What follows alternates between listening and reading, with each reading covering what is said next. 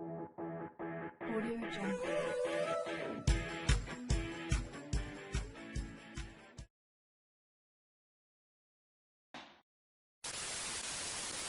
Olá a todos, como estamos? Tudo bem?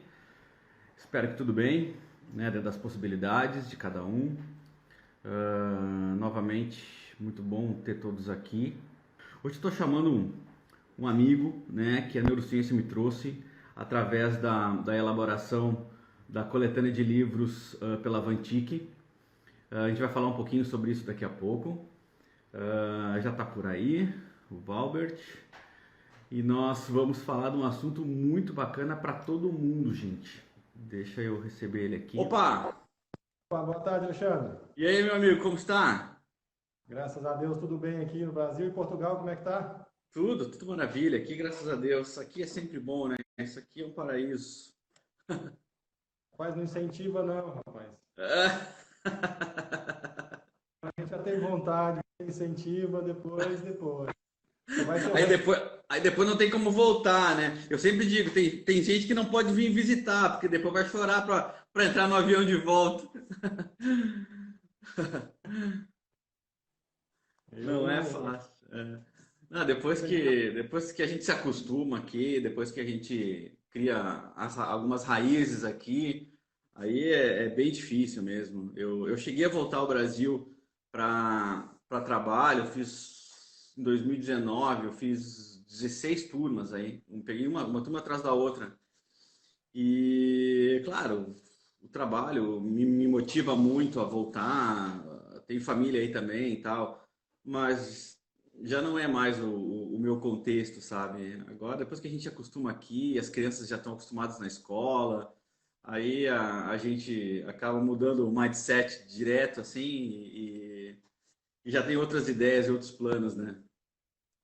é, eu, eu brinco assim, que tem coisas que a gente não deve conhecer. Depois É que você por aí, conhece, é por aí, é por aí. feliz é isso, que só caça e pesca e vive lá no seu mundo, não conhece nada. Então, é verdade.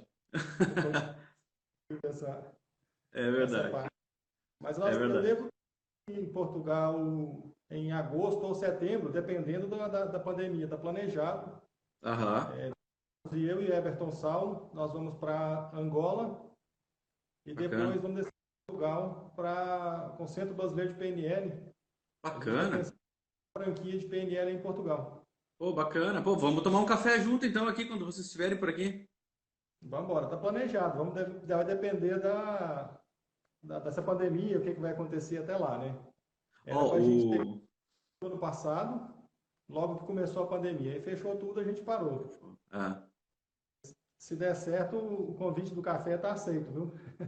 o Daniel entrou agora aqui também. O Daniel trabalha com UX e também é apaixonado por Portugal. O Daniel também é outro que não pode mais voltar, porque se ele volta para cá, ele também não volta mais para o Brasil, pelo que a gente já conversou aí. O pessoal vem aqui e parece que vicia, né? Parece que cola. Então, Daniel, arruma um barquinho, rema metade, você rema metade, a gente atravessa o oceano e vai embora para Portugal. Não, mas querendo, eu conheço muito mais um monte de gente aí que quer dividir esse remo com vocês aí, não precisa se preocupar. Tá certo. Ma- Mas, garoto, é o seguinte, nós estamos aqui, né, através do projeto da Avantic, né, que é isso aí, o café com pastel de nata é um vício, é verdade. Então a gente está aqui através do processo do projeto da Avantic, né, que é a coletânea de livros que eles estão produzindo, e nós estamos entrando como coautores desses livros, né, o que nos une aqui é a coletânea de livros que fala sobre inteligência emocional e neurociências, ao qual o Vambert ele é coautor também, e eu também tenho um artigo nesse livro, né? Acho que esse ano eles conseguem lançar já toda a coletânea de livros, né? Ah, Acreditamos o para plano, esse ano. o plano é esse, né? Então, assim, gostaria de agradecer a Avantic, né, pela organização desse projeto. É uma organização complexa, né? São mais de eu acho que 150 autores, se eu não me engano. Então é bem complexo organizar isso tudo. E pela oportunidade também, fora de fazer a publicação, também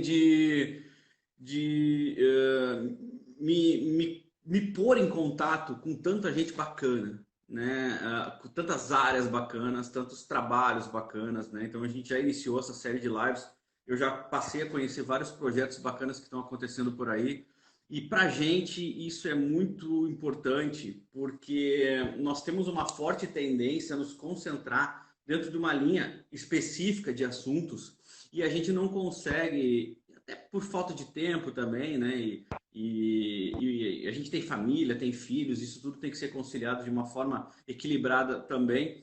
Migrar para outras áreas, né? Migrar para outros campos, navegar em novos mares profissionais, aí, novas soluções que podem trazer para a gente também bastante benefício em relação ao que outras pessoas estão estudando. Então, isso para mim é uma das coisas mais engrandecedoras que esse projeto está trazendo. Já me colocou em contato com a Renata, já me colocou em contato com a Viviane, agora está me colocando em contato com o Bambert. Tem mais diversas lives aí para a gente fazer em outros campos, né? E também trazer para o meu público que me segue, que curte as coisas que eu falo, que curte as ideias que eu tenho, ter oportunidade também de trazer, né, essas novas ideias de vocês e quem sabe também seguir as soluções que vocês trazem e ir mais a fundo em cima disso. Eu acho que nós temos um tipo de verdade que nos conforta, né? Que por exemplo, eu acredito e eu faço tudo que eu dou aula, que eu planto, mas é a minha verdade. Eu sempre digo isso para os meus alunos, né? Olha, a gente está aqui numa aula agora específica. Essa aula tem, sei lá, 24 horas aula. Se eu for abordar todas essas perspectivas e esses contrapontos, a gente não acaba nunca a aula. Então eu vou passar para vocês a verdade que eu entendo sobre isso. Então assim, eu vou trazer para vocês a minha visão de um artigo, eu vou trazer a minha visão da pesquisa, a minha visão do livro X, a minha visão do autor X, né? E no fundo, a gente acaba, sem querer, encaixotando as pessoas dentro de uma única ideia.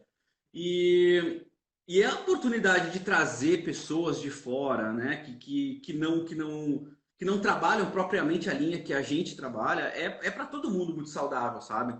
Então, assim, esse ganho secundário, eu venho falando isso já há algum tempo, é o que todo mundo deveria fazer. Você entrar em outros mares, você se aventurar em outros mares, sabe? Eu tenho muito ganho com isso. E para isso eu acho que você tem um trabalho muito bacana, a gente já conversou antes, né, para fazer os alinhamentos e tal, e a gente acabou conversando sobre isso e quase que deu uma live inteira, né, só trocando ideia ali. E eu disse, não, vamos encerrar aqui e vamos deixar para conversar lá, porque senão a gente não vai ter o que falar lá, né? O papel do professor é tentar mostrar que existem muitos recortes, exatamente, né? E o próprio Daniel também, pô, a gente teve uns papos bem legais, assim, através de User Experience, que também faz parte de um dos conteúdos que eu trabalho aqui na minha tese de doutorado. E, cara, são mares maravilhosos, assim, sabe? Assim, ó, são inteligências maravilhosas que a gente tem que colocar isso na nossa vida, sabe? Então, assim, não é só se focar naquilo que você fica mais confortável, que você mais sabe. Pode chegar o momento de que aquilo que você mais sabe simplesmente cai em descrença total, é desconstruído, não funciona mais, já tem uma outra coisa nova e você ficou naquele ponto para sempre, sabe? E você não consegue se reinventar ou você vai ter muita mais dificuldade de se reinventar. Então eu vou me apresentar, né, para quem está entrando aí da sua rede, para quem vai assistir a gente depois da sua rede, e depois eu te passo a palavra, você se apresenta também e a gente já segue com o nosso assunto, pode ser? Pode sim, tranquilo. Então, beleza. Meu nome é Alexandre Rodrigues, eu trabalho com neurociência aplicada a negócios já há 10, 12 anos nessa área. Trabalho, vamos dizer assim, consertando processos nos negócios, nas empresas, através da compreensão de como a gente funciona, de como o nosso sistema nervoso funciona, de como a gente capta os estímulos do meio, como se dá o pensamento, como se dá o comportamento, né? Então muita gente pergunta assim, professor, como é que a gente faz com que as pessoas se comprometam mais? A gente tem que fazer uma análise de que estímulos você está dando para que essa pessoa se comprometa de forma diferente. Então ela vai se comportar sempre da mesma maneira, porque ela vai reagir ao ambiente específico que está. Então, às vezes, o problema não estão nas pessoas, e sim nos estímulos que elas recebem, né? E é muito interessante os resultados que a gente tem, porque as pessoas acabam se conhecendo mais também. Então, no intuito de você conhecer o outro, você acaba se conhecendo inevitavelmente, né? Então você, no intuito de querer melhorar o outro, de querer transformar o outro, a gente acaba tendo a possibilidade de realmente nos transformar. E o Vogels também trabalha um pouquinho dentro dessa linha, né? Pelo que a gente conversou ali, e é um dos focos do teu artigo também, que fala sobre a questão das crenças, na formação do pensamento, né? Então, por favor, te apresenta para o pessoal e fala um pouquinho sobre esse projeto e a gente vai discutir em cima dele, hein? Não, tranquilo. Como o Alexandre já disse, a brincadeira não pode faltar, né, Alexandre? Para mim, cara, quem me conhece, meu nome é Valbert Dornelas. Para os que não conhecem, também é Valbert Dornelas, meu nome. E sobre o projeto que o Alexandre falou, da Avante, ou Avantic, né? Cada um está falando de uma forma aí. Agradecer ao Alexandre por ter me convidado, ao Bruno por ter também me convidado a fazer parte ser coautor desses livros. E eu sou trainer em PNL e tenho algumas formações em coach. E também sou pesquisador do comportamento humano. Então nós estamos assim, se fosse meio na linha, não, nós estamos bem em cima dessa linha. E eu comecei com a PNL, depois introduzi o coach, fiz o neurocoach, criei técnicas próprias, criei um curso presencial chamado Action, o Action, abrasileirando o inglês aí, que é justamente essa parte da ação que eu identifiquei no ser humano, que falta no ser humano muito, que a gente às vezes busca muito conhecimento, busca muito o que fazer, mas a ação em si a gente acaba não fazendo. Também escrevi um livro, Vender o Peixe, né? Claro. A solução está no problema, porque ao longo do prazo eu vou atendendo pessoas, depois passei a ser mentor de coaches, porque identifiquei que muitos coaches não conseguiam seguir carreira, e eu usei a expressão seguinte: coach também é gente. Muitas vezes a gente veste aquela roupa de super-herói quando pega um certificado de coach, quer mudar o mundo, e coloca isso nas costas, e esquece que é gente que tem também a parte pessoal, essa parte. Então eu peguei essa deficiência, se pode se dizer assim, e tentei criar, igual você, algum curso, algo que pudesse ajudar as pessoas primeiro a se conhecer, que é um ponto que bate bem isso aí, que através do autoconhecimento você consegue comunicar melhor, você consegue se entender melhor, você consegue entender as suas deficiências, as suas maiores competências e colocar isso tudo em prática. Então foi através dessas formações, de tudo isso que eu fui criando essa área, e depois agora fui convidado para fazer esse artigo sobre crenças e formação de pensamento, que até eu tenho visto lá no seu lá a formação do trino, do cérebro trino. Eu vou falar um pouquinho sobre isso. Na verdade, o meu assunto em si não vai ser esse. Eu até falei com o Bruno hoje. Essa era a introdução do artigo e ele colocou como título, mas depois a gente já vai alterar lá, né? Entendi, porque eu também explico bastante essa parte das crenças através da filtragem do trino ali. Sim, sim, Então, sim. os assuntos batem bem nessa parte de crença. Mas nesse projeto em si, eu estou trabalhando com as crenças, o meu artigo é sobre crenças e a formação do pensamento. O que tem a ver a formação do pensamento com crenças e essa alteração de crença. Baseado mais ou menos. E me diga uma coisa, você faz esse tipo de trabalho com grupos, com turmas? Tem algum pré-requisito? A pessoa pode simplesmente fazer o curso ou ela tem que fazer ou ela tem que ter alguma formação antes? Como é que funciona isso? O curso Action que eu estava fazendo, não tem que ter formação nenhuma, basta a pessoa ter esse interesse do autodesenvolvimento, conhecer técnicas, isso aí. Porém, esse está suspenso por enquanto, por causa da pandemia, a gente vai fazer o presencial. Sim. Agora, o online, que é voltado para coaches e profissionais dessa parte de desenvolvimento, esse sim, precisa ter uma formação, a comunicação já é um pouco voltada para quem já tem técnica, a gente trabalha nisso aí. E eu trabalho eu brinco assim, que tem a síndrome do não consigo. Eu não consigo começar a minha carreira e não sei porquê. Eu não consigo mais cliente e não sei porquê. Então, através dessa parte de estudos que eu tive já com centenas de coaches, eu trouxe para dentro desse curso. Agora, esse sim tem que ter uma formação. Eu estou fazendo agora o coaching em grupo, a mentoria em grupo, porque individual já a agenda não dava mais. Então, esse sim tem meu site, valbertdornelas.com.br.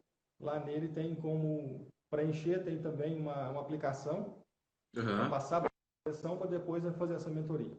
Entendi. E como é que, na tua visão, cara, tá esse mercado, assim? Ele começou, ele deu uma explodida, né, de várias pessoas fazendo essa formação.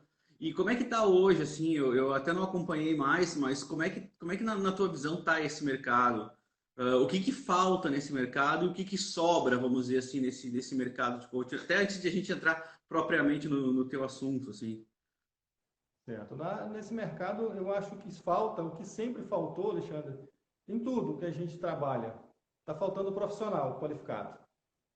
Então, Hum. assim, em qualquer mercado que você vai, existem N engenheiros, existem N médicos, N, inclusive é uma lei numérica que eu descobri, que eu abordo no meu livro, que é o Aham. 95.1, que sempre vão ter 95% das pessoas que vão ficar na média, não vão exercer, não vão fazer o que tem que ser feito. Então, o que tá faltando são coaches que eu identifiquei que realmente são profissionais, que fazem a transformação. E o que está Uhum. sobrando, como diz o Jerônimo, eu adoro, ele falou assim, cada árvore que você balança hoje, cai 10 coaches de cima dela. Cada esquina tem 5 coaches. O Aham. que está sobrando é isso, é coaches que se formaram aí no final de semana, pegaram 10 ferramentas prontas e sabem aquela técnica que é a metodologia. Agora, se o coach precisar e chegou num certo ponto, ele para numa crença, por exemplo. Aquela pessoa não tem ainda a capacidade para resolver uma crença, para resolver isso. Então, em todos os mercados, e não só do coaching, a gente fala assim, está saturado. Não está saturado. Tem muita procura por coaches bons, e é isso que eu venho tentando fazer. Quando eu identifiquei justamente essa parte, eu tentei fazer. Falei, pega esses coaches que formaram e que tem esse, está precisando desse mais o quê? E é Uhum. pegar assim, o que eu preciso mais para desenvolver para ser um coach que transforma realmente. Então, o que falta é isso e o que sobra, infelizmente, para todos os lados que a gente trabalha, tem gente do bem e gente que acaba tentando fazer da forma mais fácil. Então, está sobrando gente que faz da forma mais fácil e faltando quem faz realmente bem feito, que está interessado realmente em transformar uma pessoa. E o que vai estar na minha frente não vai ser um número, atendi 8 hoje, não. Hoje eu atendi o João, a Maria e o José. E no final do dia eu sei qual é o problema do João, do José e da Maria. Esses são que está faltando hoje no mercado. E está E em qual é, caminho. entendi. E qual é o papel, o propósito de alguém que trabalha no coaching hoje? Qual é o propósito principal, assim? Porque eu acho que a gente vê, assim, claro, assim como a questão do próprio neuro, né? A gente vê neuro de tudo que é tipo agora, assim, neurodrink, neuroginástica, neuro tudo. E é um nome que, no meu caso, né, a gente sente que cai um pouco na prostituição, assim, né? Ele ficou um nome muito batido, né? E as pessoas já não sabem mais para onde correr, elas não sabem mais o que fazer ou com quem fazer, né? Qual seria o propósito, então, do coaching hoje? Assim, o que que você vê que as pessoas deveriam fazer e por que que isso não acontece ou por que eles têm dificuldade em fazer com que isso se realize? As pessoas. O propósito, vamos começar pelo propósito. O propósito Isso. hoje de uma pessoa, igual eu trabalho com a PNL, eu trabalho com neurocoach, o neuro vem não da neurociência, mas da programação neurolinguística, Ok. que eu coloquei, juntei as ferramentas, é o que? É gerar uma transformação para a pessoa. É realmente você ajudar a pessoa. Não pegar, eu vi uma pegada aí de treinadores, de muita gente daquele negócio assim, você tem que ser o primeiro, o segundo não serve, você tem que ganhar milhões, você tem que ser isso, tem que ser aquilo.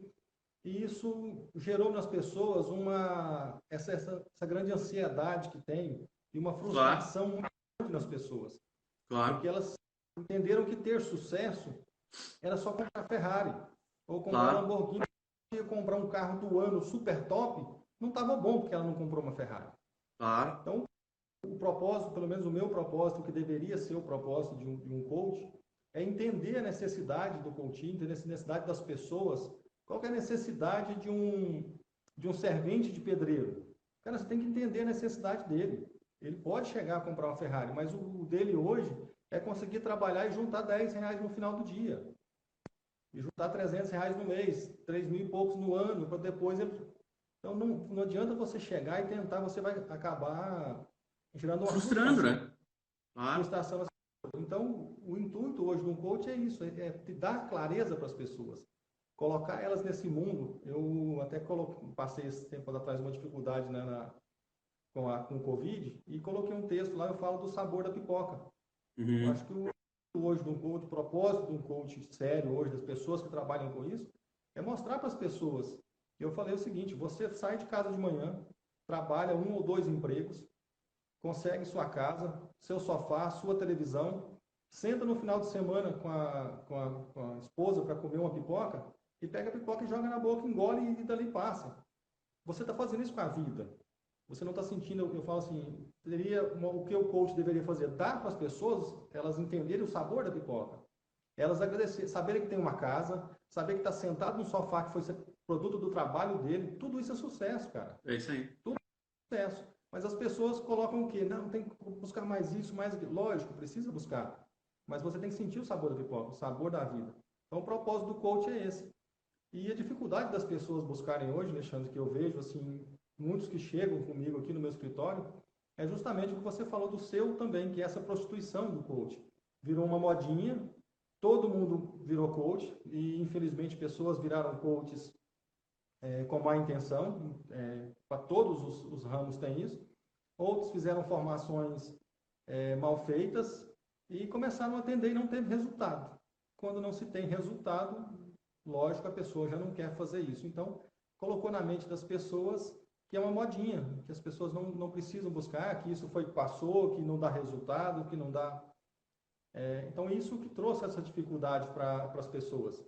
Mas, como tudo, a esperança nossa é o quê? Que as pessoas boas vão ficar. O gráfico vai subir, vai descer, aqueles vão descer e os outros ficam lá em cima. Então, a maior dificuldade que eu vejo hoje nas pessoas de buscarem um coach é isso aí. E você...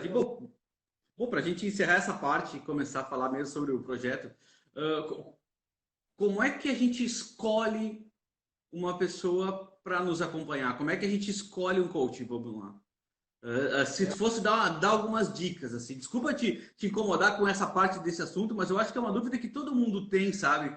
Porque já me perguntaram para mim, professor, por que você não faz curso de coaching? Eu disse, eu não sei fazer isso, eu não conseguiria fazer, né? Mas o senhor tem tanto conhecimento em neurociência, psicologia, vem aqui, faz essas implantações, tem os livros, tem um monte de formação, poxa, seria fácil. E eu não me sinto competente para isso, sabe? Então, assim, eu nunca entrei nesse campo porque eu não me sinto competente. Mas, ao mesmo tempo, eu me vejo sabendo mais do que tanta pessoa que trabalha com isso, sabe? E eu já tive coaches na minha aula, querendo saber como eles fazem para trabalhar melhor. Então, assim, eu queria saber assim, como é a dica para que você escolha alguém bacana para te acompanhar, sabe? Alguém que vá realmente te dar esse resultado, se é o histórico dessa pessoa, se é... Como é que a gente percebe que a pessoa é a pessoa certa e não é uma pessoa que iniciou agora ou um aventureiro ou coisa desse tipo, assim? Eu gosto muito, falo muito disso sempre no meu curso, do que é um mentor, do que seria uma pessoa para te mentorar ou ser um coach, um treinador. Isso. Começa-se pelo resultado. Então, ou seja, o que você busca? Quem tem resultado. As pessoas têm que descobrir quem é meu mentor para jogar videogame. Aí é meu sobrinho de 10 anos. Ok. As pessoas acham assim que para ser um mentor tem que ser uma pessoa mais velha, cabelo grisalho, experiência, aquilo tudo. Não, a pessoa que tenha resultado no que fez. Então, você vai buscar um coach, ele tem resultado, busque pessoas que ele atendeu, ele tem resultado, gerou resultado na pessoa, realmente gerou. Sim, esse é um bom coach. Agora, a pessoa já trabalha de coach, formou, tem 1 ano e não tem resultado. Tem alguma coisa errada. Então, a primeira coisa é buscar resultados. Mas, Valbert, e os recém-formados? E os coaches recém-formados? Uma dica que eu dou é o seguinte: busque a história dessa pessoa. O que essa pessoa fazia? O Alexandre é neuro, trabalha com isso, faz isso, trabalha com tal, com tudo isso e agora se tornou coach. Você tem uma bagagem para você oferecer para aquela pessoa. Uhum. Agora, Nada contra a profissão, mas tem um atendente de loja que trabalhou naquilo a vida inteira, nunca leu um livro, vai ali e faz um coach. Então, ou seja, não quer dizer que ele não vá ser um bom coach, mas a probabilidade de ser é muito grande. E também a outra coisa é pela escola que foi formado. Porque tem, por exemplo, que você fica 3 meses fazendo aulas online, depois passa por uma prova, faz 4 ou 5 dias presencial, foi o que eu fiz, e depois você atende 2 ou 3 pessoas, manda para ele o resultado, para depois se tornar coach. E hoje tem também formações aí de 24 horas que você sai de lá com 10 ferramentas prontas para isso. Então seria, por enquanto, acho que as formas de você identificar um bom coach seria isso aí para a pessoa começar. E capaz pode mudar isso. E até uma boa dica de repente, um trabalho voluntário mesmo, né? Você se forma e aí você começa a montar o seu portfólio aí através de um trabalho voluntário mesmo, de atendendo pessoas, até você pegar o esquema, como é que funciona, até você, né, aprender a coletar os seus resultados, né? Eu acho que seria talvez uma boa forma de iniciar a sua carreira, né? Quem nunca trabalhou de graça aqui, né? Eu, no início, lá quando eu comecei a dar aula em 2000, 2001, eu, gente, eu dava tanta aula de graça que eu não sabia se era isso mesmo que eu ia fazer, porque, sabe, eu acabei me apaixonando por dar aula, então, assim, eu ia lá para me divertir, os caras me chamavam para dar aula e eu me divertia, até que alguém resolveu me pagar para isso. Aí chegou um momento da aula que eu disse para os caras, cara, eu tô aqui me divertindo e os caras ainda estão me pagando para fazer isso, sabe? Mas aí você já ama aquilo, você já sabe o que você quer, que aquilo é o seu propósito, né? E obviamente quando a gente tem isso como propósito, a gente acaba emergindo em cima desse tipo de assunto, né? E já não trabalha mais, que é o que eu digo, né? Mas bacana, cara. Mas bacana. Eu acho, cara, eu acho esse trabalho fundamental mesmo para balizar o mercado, porque é um mercado muito sério, sabe? Eu conheço uns caras que fazem um trabalho muito sério.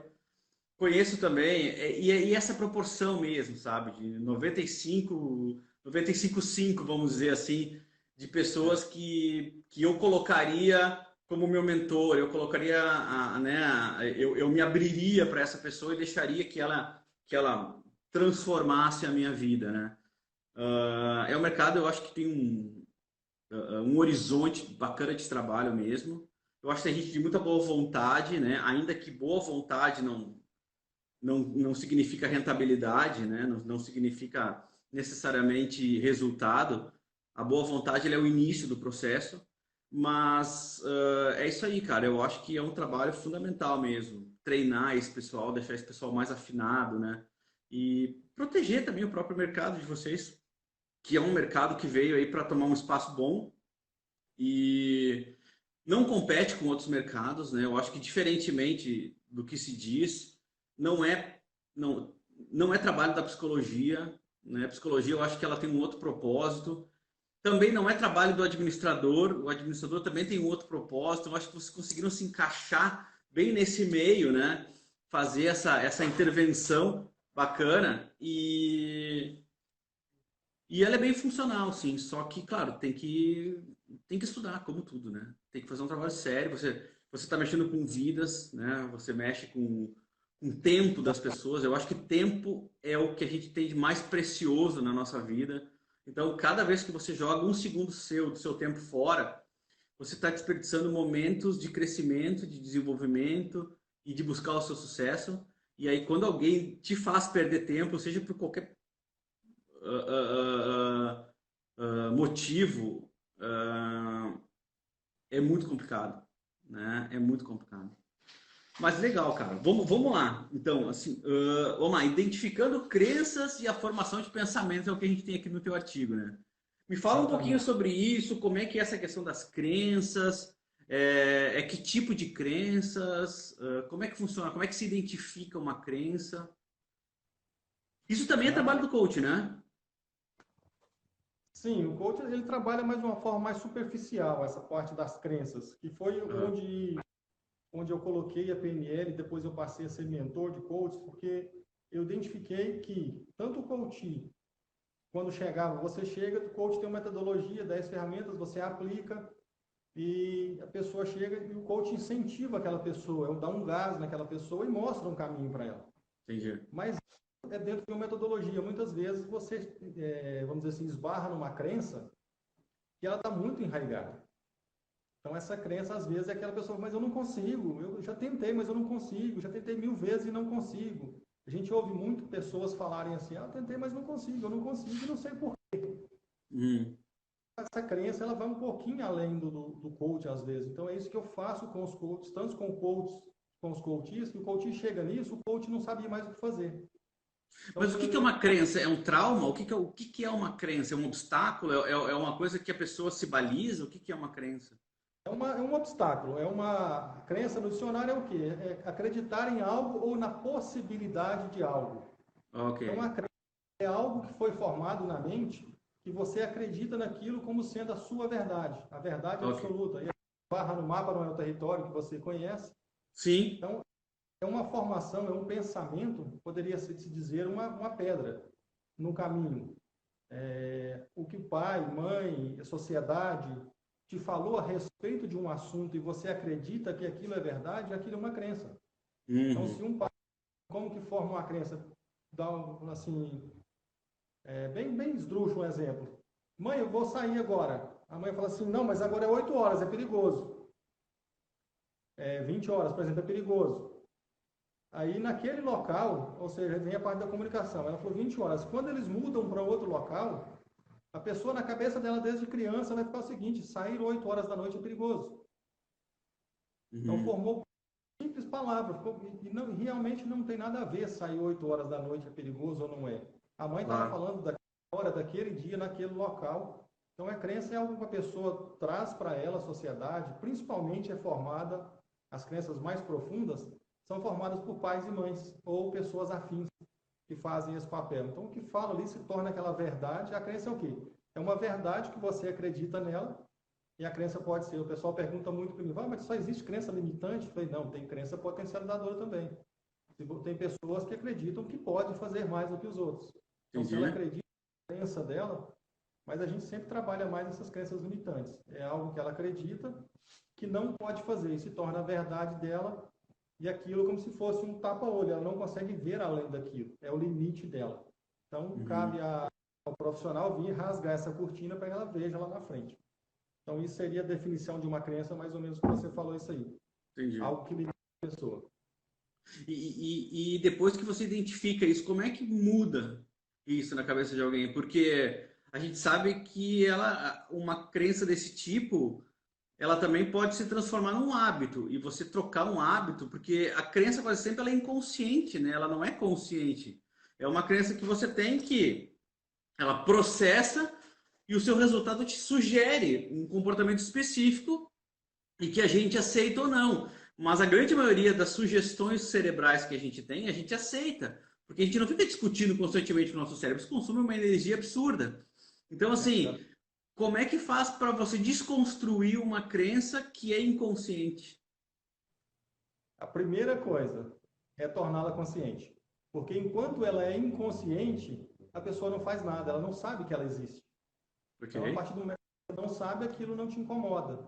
As crenças, elas só vão se tornarem conscientes quando você tenta fazer algo e não consegue, esbarra naquela crença.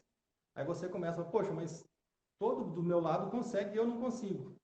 Quando aquilo começa a te incomodar, aí sim você tem noção dessa crença. Mas igual você falou, a maioria das crenças as pessoas vão passar com ela o resto da vida. O resto da vida não vai nem saber que existe aquela crença. Porque não teve uma ocasião, alguma coisa que incomodou ela ao ponto dela ver que ela era limitada naquele ponto. Então, a primeira coisa para trazê-la para consciente e como resolver, primeiro é acontecer algo que se torne isso aí. E a outra é a informação, é a gente buscar informação. Você sabe muito bem quanto eu, que eu brinco assim, o ser humano nada mais é, a parte, vamos dizer, tirando a parte física, do que informação. Sim. Nós somos informação. Tudo que foi falado desde do útero da mãe, através dos 5 sentidos, vai absorvendo isso e vai colocando, formando a nossa mente. Então, nós somos informações. Sim. Então, às vezes tem crenças, às vezes não. Nós temos, é certo que nós temos crenças que nunca virão à tona. E como fazer para você descobrir isso? É você começar a duvidar de certas coisas. Começar a se perguntar, por que eu gosto do que eu gosto? Por que eu faço o que eu faço? Por que eu não consigo fazer o que eu quero fazer? Então, é se autossugestionar, como você falou, está lá na cabeça da gente, tá implícito. Quando você começa a se fazer perguntas, o cérebro vai começar a trabalhar e buscar respostas para isso. E quando não encontrar, o que faz? A gente vai num profissional que trabalha com isso, numa leitura, alguma coisa para buscar isso aí. E interessante, assim, eu vejo no dia a dia que eu atendo coaches ou pessoas com PNL, é o seguinte, Alexandre, que só de você identificar a crença, quando você fala com a pessoa através da metalinguagem, você consegue abstrair que as pessoas fazem daquele, cara, mas era por isso? Você escuta até a ficha caindo, sabe? A pessoa fica assim, sabe que a pessoa fala, cara, mas não acredito. Eu tive um empresário uma vez, que eu fui fazer um processo de neurocoach com ele, de 8 a 10 sessões. A gente ficaria 3 meses. E na terceira sessão, conversando, ele falou, mas tem isso que eu não posso fazer, porque... Aí eu fui buscando, não vou trazer nomes nem fatos, Claro. e ele parou na cadeira e falou, caramba, não acredito que minha vida estava paralisada por isso. Sabe? E levantou da cadeira, deu uma volta no escritório assim, colocava a mão no queixo. Cara, eu não acredito que era isso. Então, só de identificar a crença, o que ele fez? Me agradeceu, do outro dia mandou um e-mail para mim e falou, olha, Valbert, te agradeço muito, a minha vida e minha empresa mudou por sua causa, mas eu não preciso mais continuar o processo. Eu já achei o que eu precisava. Te agradeço muito, já tinha me pagado o processo todo, falou assim, não precisa me devolver dinheiro porque você resolveu o meu problema, e esse era o intuito. Então, quando você só de identificar a crença, até 80% às vezes do problema é resolvido. E E quando a sabe que pessoa... isso. Não, sabe que isso acontece muito com, com essa questão da procrastinação, né? Eu conheço pessoas assim, cara, que tem procrastinação severa, sabe? Assim, não consegue se movimentar mesmo, a vida é parada, a vida é lenta, sabe? A produção é lenta, perde oportunidades, sabe? Porque não consegue reagir, sabe? Se rende aqueles comportamentos mais prazerosos, se rende a dispersão, extremamente disperso em relação ao que tem que fazer. E como é triste isso, né? Quando isso se torna quase que uma doença mesmo, né? Algumas crenças, né? Elas atrapalham a full a vida da pessoa, né? E, pô, e esse tipo de ajuda aí é fundamental mesmo para que a pessoa deslanche, né? E muitas vezes ela não consegue a procrastinação porque ela está esbarrando numa crença simples.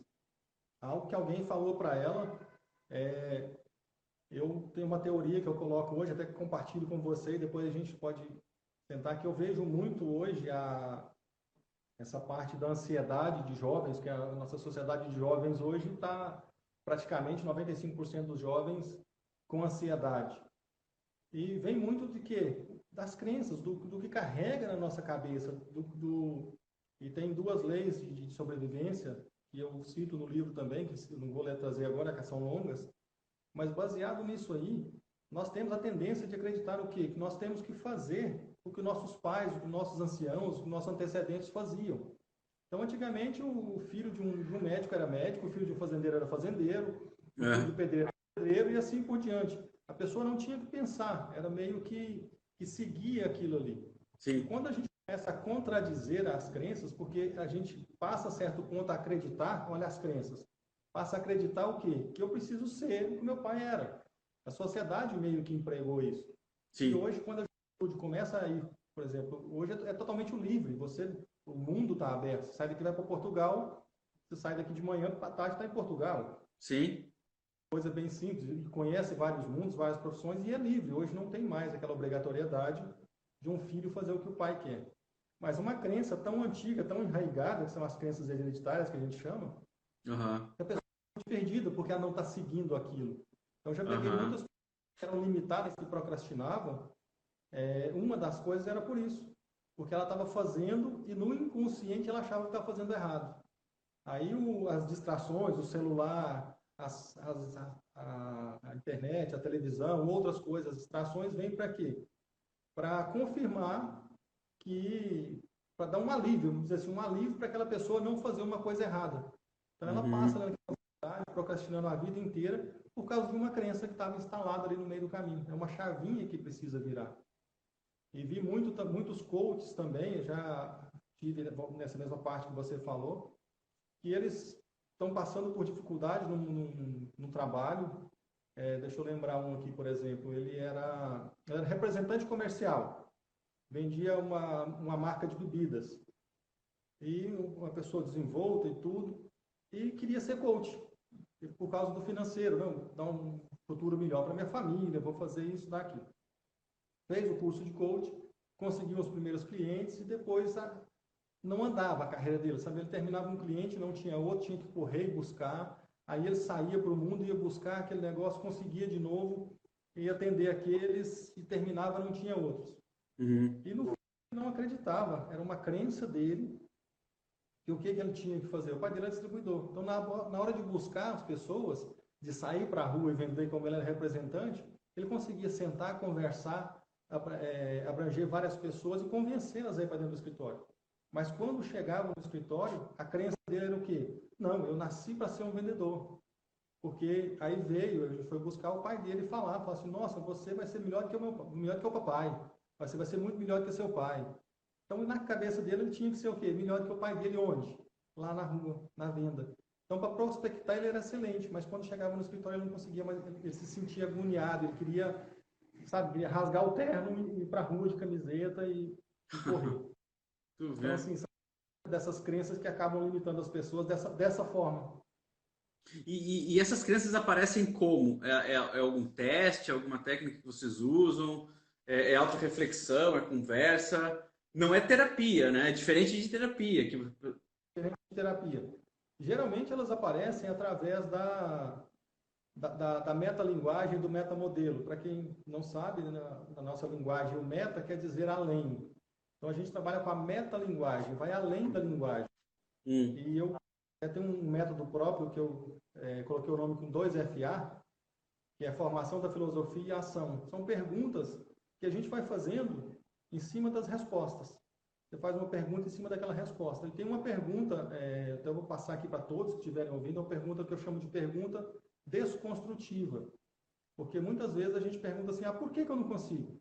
A gente já tem aquele caminho neural pronto, que o cérebro sempre usa para economizar energia, daquela Uhum. pergunta, por isso, por isso, por isso.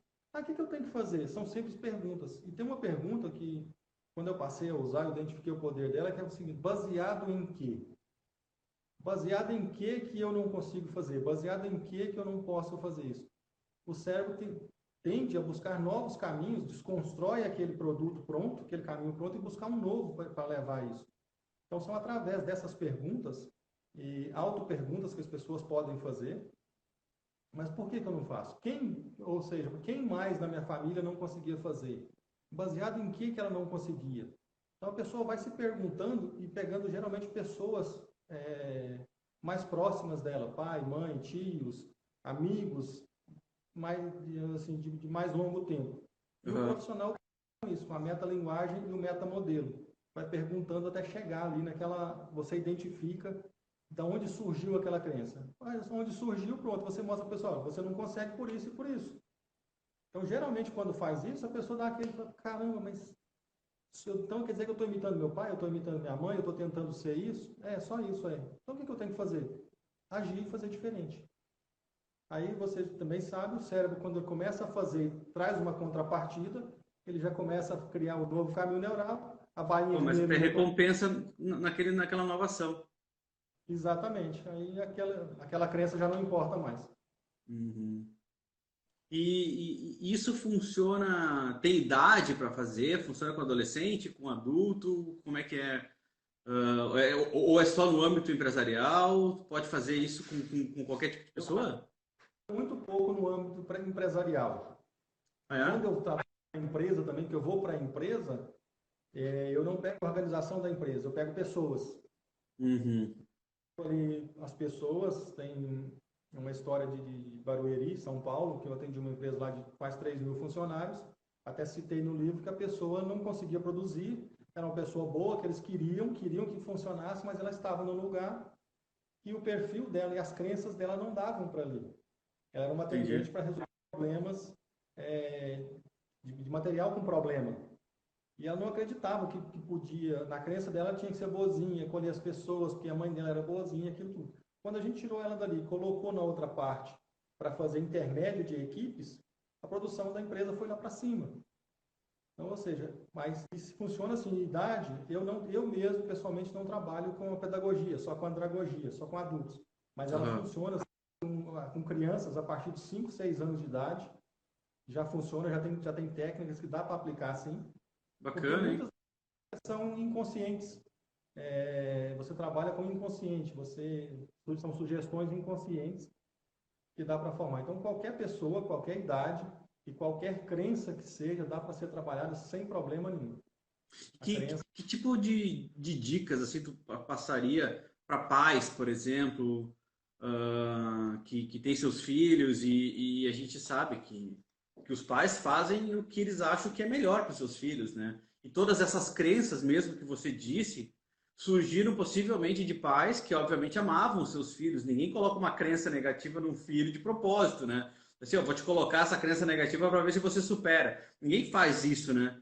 Mas exato. acontece, acaba acontecendo por falta de habilidade ou até mesmo por planos do pai em relação ao filho, expectativas do pai em relação ao filho, acaba colocando esse tipo de crença, né? Que dicas, de repente, se você sabe alguma coisa nesse sentido, poderia passar para os pais, né? Que cuidassem mais quando fossem trabalhar com seus filhos ou passar isso na criação dos seus filhos? O que poderia me falar, hein? Principalmente, Alexandre, na parte da comunicação. Como que vai ser falado? Porque eu vou entrar um pouquinho aqui só para os pais entenderem aqui.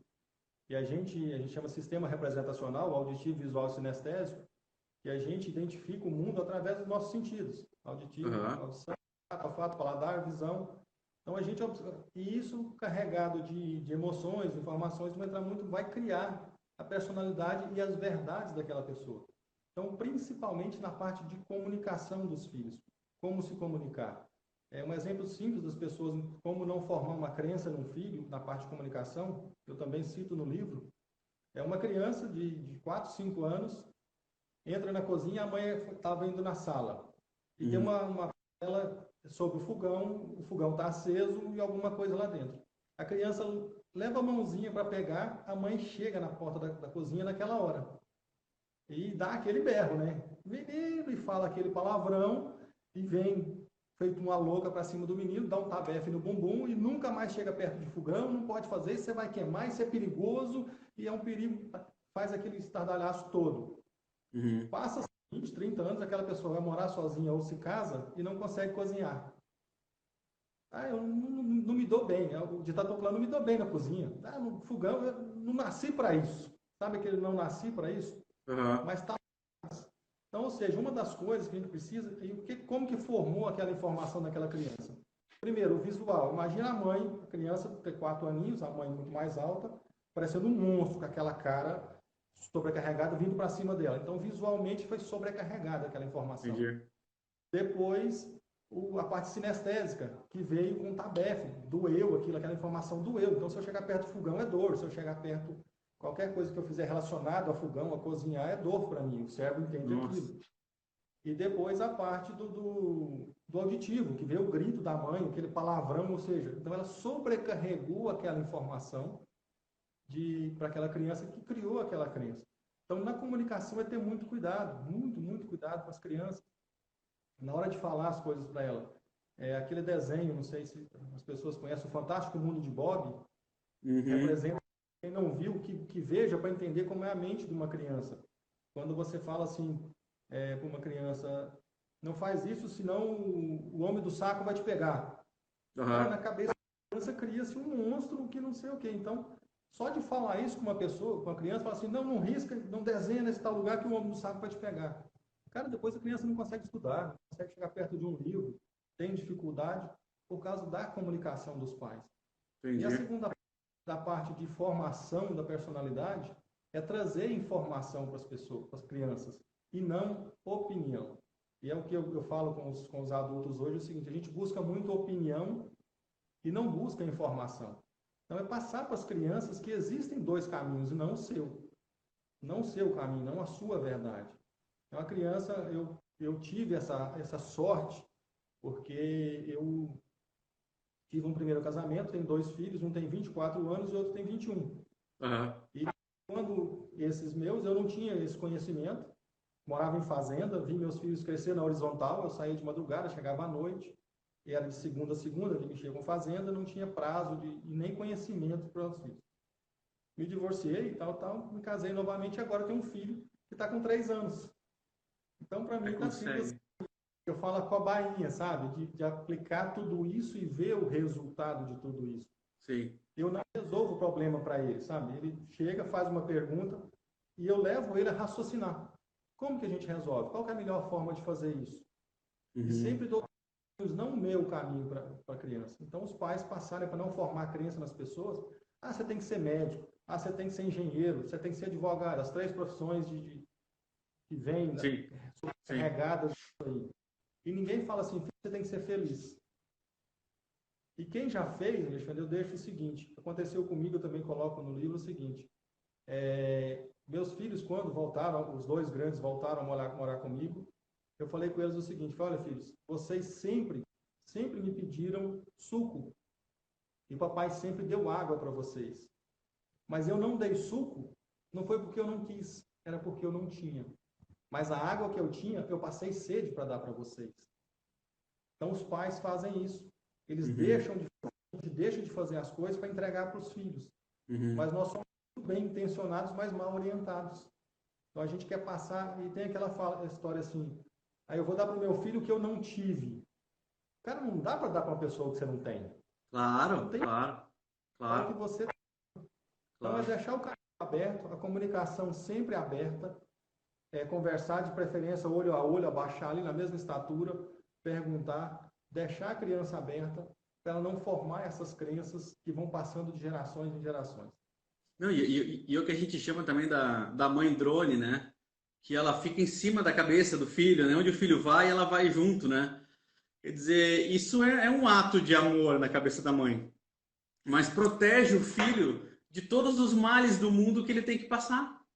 Porque um cérebro sem comparação não sabe o que é bom ou ruim, não sabe qual o caminho bom ou o caminho ruim, não sabe o que é dor se você não tem, não sabe o que é prazer se você não tem a dor, né? Então o nosso cérebro também ele aprende por comparação. Você tem que deixar cair para saber se levantar, né? Então essa super proteção, por mais que isso, né, seja um ato de amor para aquela mãe, seria importante que todo mundo tivesse esse conhecimento ou contato com isso para saber que amar é uma coisa, educar é outra coisa diferente de amar, né? E que esse amor, esse ato de amor nesse momento vai causar um transtorno futuro que pode balizar aquela pessoa para sempre, né? Pode deixar ela com problemas de relacionamento, pode deixar ela com problemas de arrumar um trabalho, deixar ela com problema de estudar, né? De encarar a vida como realmente é. E é bem interessante isso. Esse trabalho eu acho que deveria ser feito inclusive em escolas, cara, com pais, sabe? Botar os pais numa sala de aula e conversar com eles a respeito disso, né? Como Eu, é que você vê isso? pouco antes da pandemia, um pouco antes, eu tinha sugerido para uma escola nova aqui, da gente fazer esse Aham. trabalho com os pais, sabe? Aham. Porque eu vi como você, essa importância da gente formar a geração futura. Agora, a gente sabe, infelizmente, que tem uma certa classe que formar a geração futura não está muito dentro dos preceitos dele para dominar o que é Sim, preciso. sim. Quanto Mas, mais inteligência, pior. exatamente. Mas se as pessoas tomassem esse conhecimento, começassem a compartilhar, a passar os de bom coração, Ah, não, ó, fiquei sabendo disso, tem fulano, vamos fazer uma associação da escola, vamos buscar isso, vamos aprender. Mas, como você disse, é um trabalho de formiguinha nosso, nós que descobrimos isso aí, meu, seu, da Avante, por exemplo, que está com esse projeto, é um trabalho de formiguinha porque até esse amor que você falou, às vezes ele é uma crença. Às Aham. vezes, porque se a gente pegar a palavra amor em si, a essência do amor puro é o quê? É você querer o melhor para o outro. É O amor claro, claro, emocional é o quê? Você fazer para o outro sem querer nada em troca. é E às claro. vezes é a crença que foi carregada de gerações para gerações. Pai, mãe, quem que é uma mãe? A mãe tem que ser aquilo, o protetor. O pai é o quê? Aquele que dá isso, que dá aquilo, que leva. Poxa, às vezes é só uma crença. Então, você amar o seu filho realmente, o que que é? É você dar asas para ele. É, É é. você ter dois caminhos, falar, existe esse e existe aquilo. Eu sempre E eu, digo, né? Ser pai é a arte de se tornar inútil. Né? Quando você se torna inútil para o seu filho, você fez um bom trabalho, né? Quando ele está com 40 anos, dormindo no quarto do lado ainda, aí você não fez a coisa como deveria, né? Porque ele tem que tomar conta da vida dele, né? eu passei com isso com o meu filho, o do meio. Ele estava com 16 anos, aquela fase de não querer fazer nada e também não ter dinheiro, não queria trabalhar. Eu falei, olha, eu vou te arrumar um trabalho facinho. Na época eu falei assim, eu vou te dar R$ 200 por mês para você ler livro. Você Olha, vai ler 2 livros por mês, dependendo do livro, e a gente vai debater ele.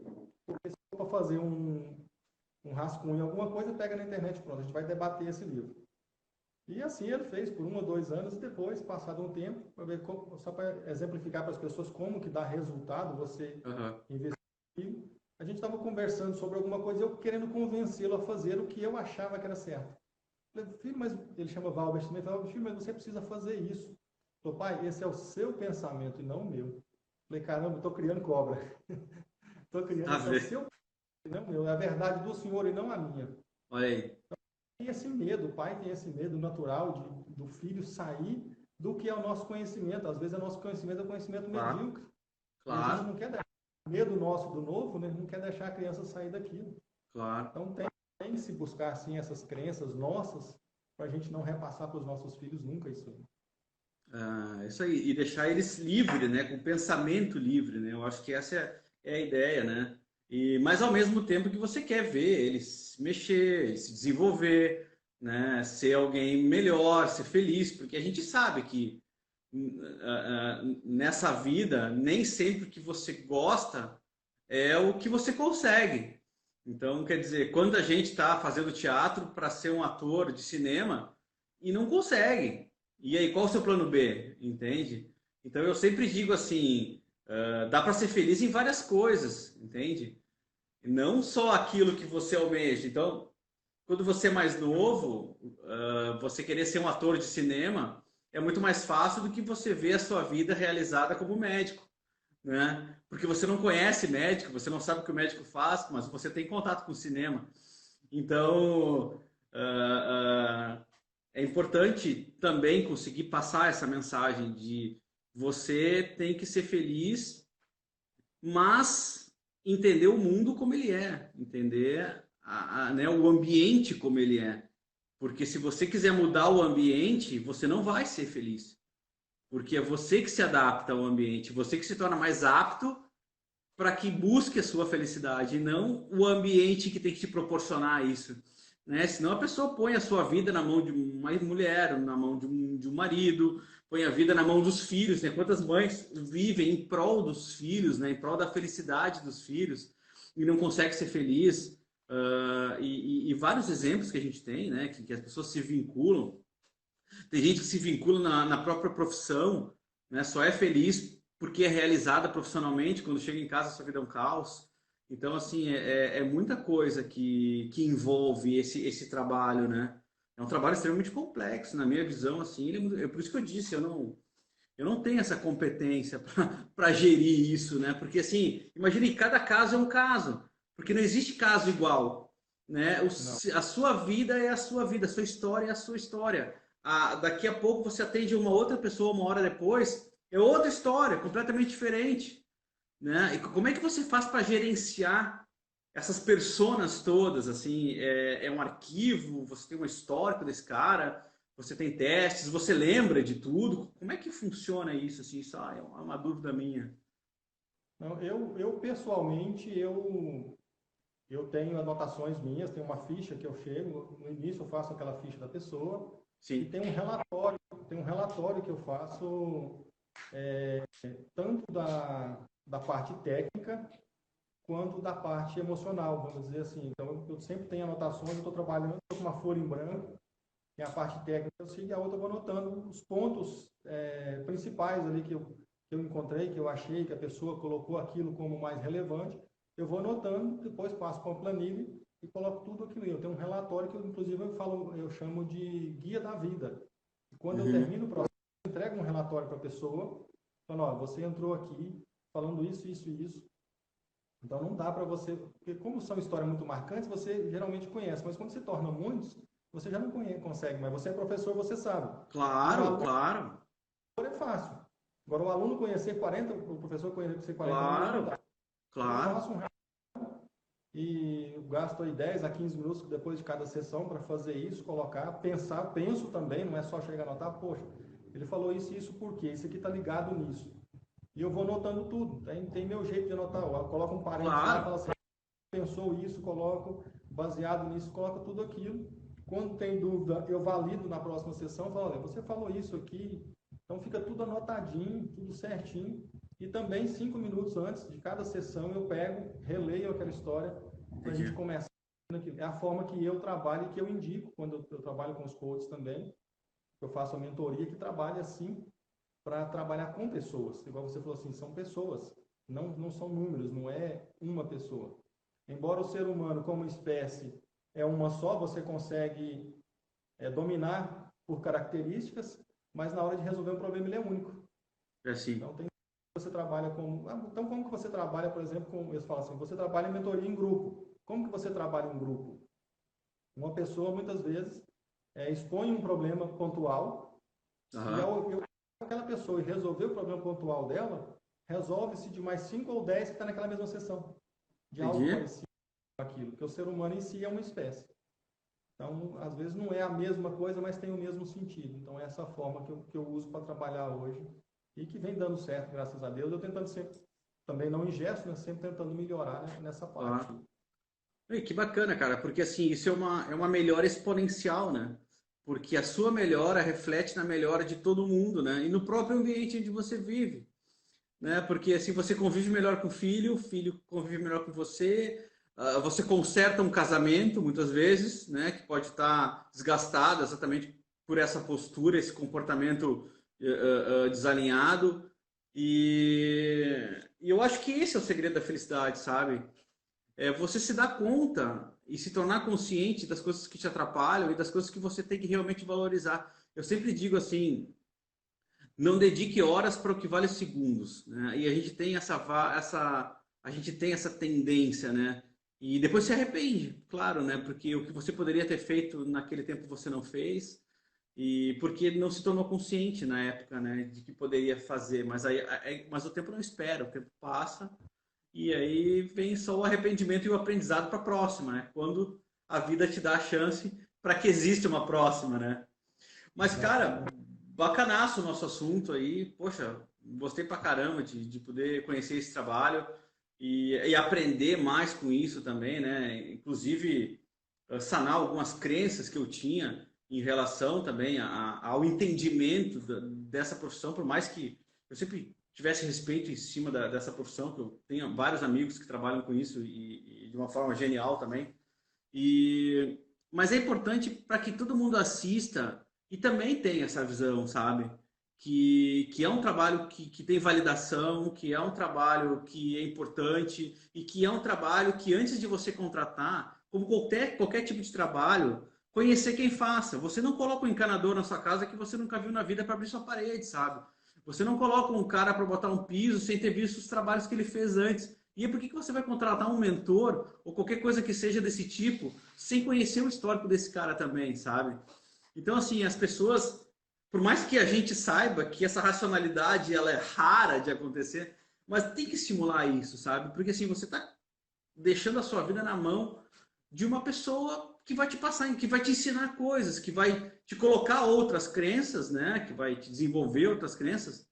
E o propósito é te deixar melhor, né? Então você tem que realmente sentir essa melhora, né? Esse é o resultado do trabalho que vocês fazem. Ele não é mensurável na forma na forma quantitativa, né? Mas ele vai te trazer a qualidade da sua vida, né? A qualidade do que você se dispõe a fazer. Claro que a gente sabe que também não é um trabalho unilateral, não depende só do Vambert para fazer, depende de mim, né? Depende de quem você está orientando a tomar conta da sua vida e querer realmente melhorar a sua vida, querer realmente desenvolver a sua vida, né?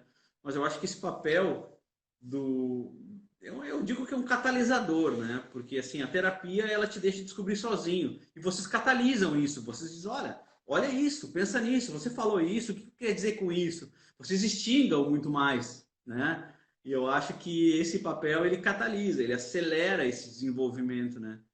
Bacana, cara. Pô, eu de novo quero agradecer aqui ao Bruno da Avantic, né, de novo, pela oportunidade aí de colocar a gente frente a frente, para colocar a gente nesse projeto junto, a gente se conhecer.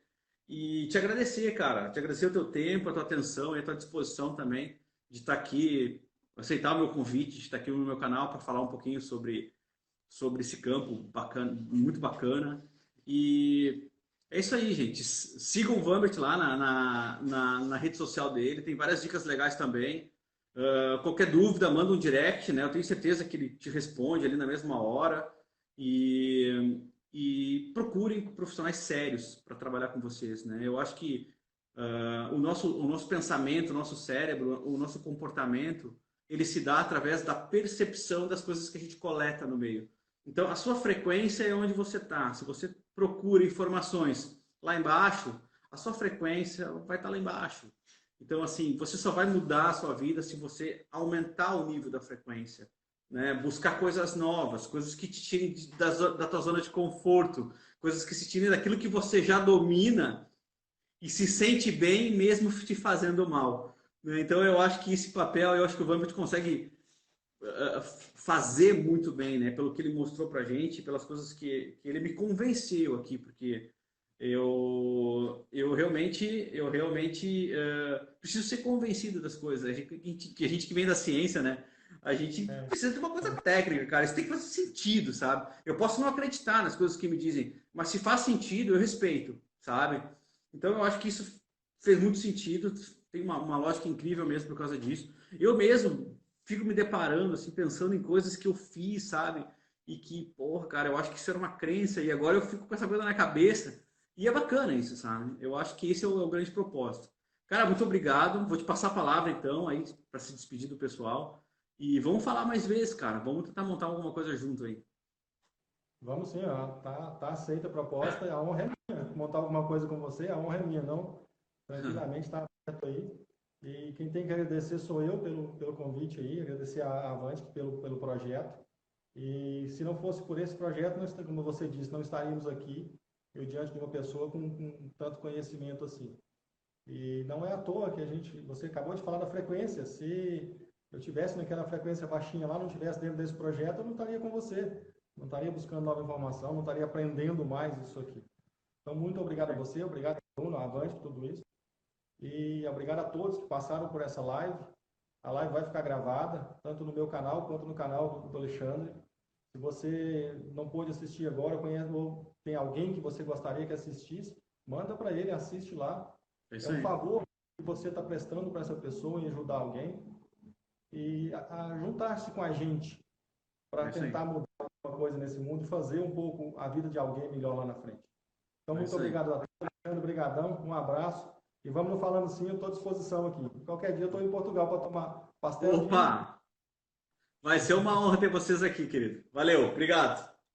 Abração, até mais. tchau. Tchau, tchau.